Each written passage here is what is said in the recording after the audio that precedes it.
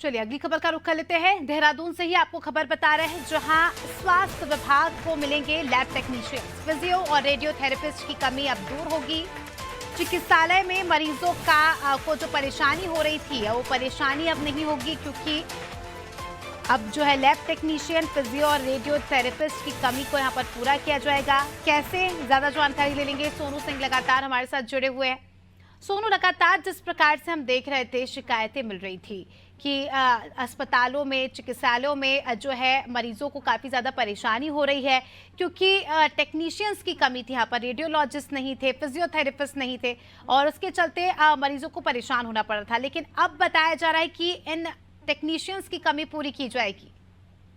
अब देखिए, उत्तराखंड चिकित्सा सेवा चयन बोर्ड ने अंतिम चयन के लिए जो सूची है ऐसे टेक्नीशियंस की, वो शासन को भेज दी है। और अब ये उम्मीद की जा रही है कि जो सूची शासन को भेजी गई है, शासन की मंजूरी के बाद जो तमाम, चाहे वो राज्य के मेडिकल कॉलेज हो, सरकार के जनपद स्तरीय अस्पताल हो, या जिले के उप जिला चिकित्सालय हो, सामुदायिक स्वास्थ्य केंद्र हो, इन तमाम स्थानों पर, तमाम इन अस्पतालों में जो टेक्नीशियंस की कमी थी, उसकी पूर्ति हो सकेगी।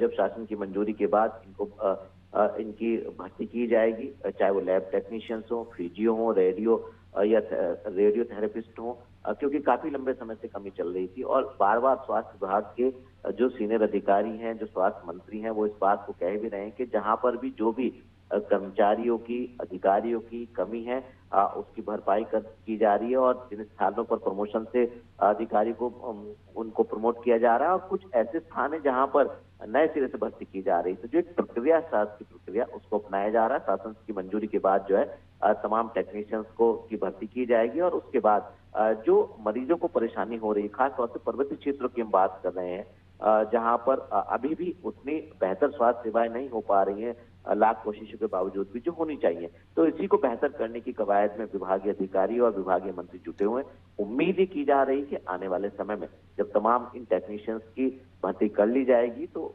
जो मरीजों को परेशानी हो रही है, उसका समाधान हो सकेगा। बिल्कुल।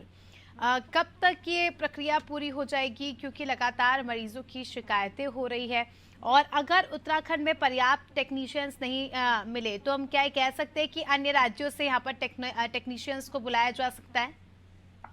अब देखिए, क्योंकि ये शासकीय की एक प्रक्रिया है, और ऐसे में जो बोर्ड है विभाग का, उसने शासन को ये सूची भेजी है। और शासन की जो अब अनुमति है, उसका इंतजार हो रहा है कि आखिर शासन के स्तर से कब तक इस पूरी की पूरी फाइल को अनुमोदन दे दिया जाएगा। और स्वास्थ्य मंत्री के अनुमोदन के बाद हम इसकी प्रक्रिया को धरातल पर देख पाएंगे, क्योंकि शासकीय प्रक्रिया का एक हिस्सा है। और ऐसे में जब वित्त से संबंधित मामला होता है, तो वित्त विभाग की भी रायशुमारी होती है, और खास तौर पर जो विधि विभाग है, उससे भी रायशुमारी होती है।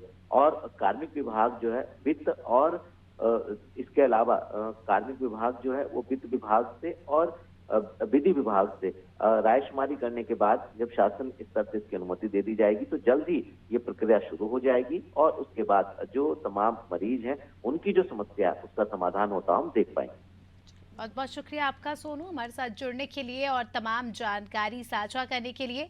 तो दर्शकों को बता दें कि देहरादून से खबर, जहां अब ये खुश खबर है उन तमाम मरीजों के लिए जिनको काफ़ी परेशान होना पड़ता था टेक्नीशियंस की कमी के चलते।